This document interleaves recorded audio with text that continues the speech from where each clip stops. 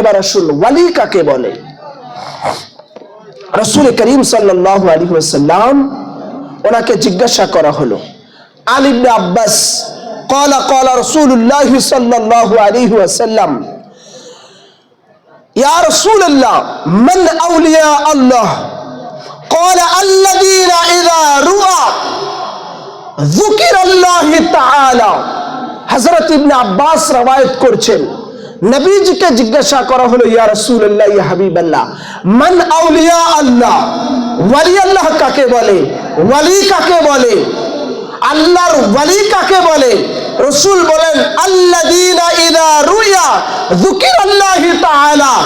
ওয়ালি সেই ব্যক্তি যার চেহারা দেখলে, যার নূরানি আর পানি জিসমানি মুখমণ্ডল দেখলে, চেহারা দেখলে, যার দর্শন করলে আল্লাহর স্মরণ হয়, আল্লাহর ইয়াদ হয়, তিনি হচ্ছেন আল্লাহর ওয়ালি।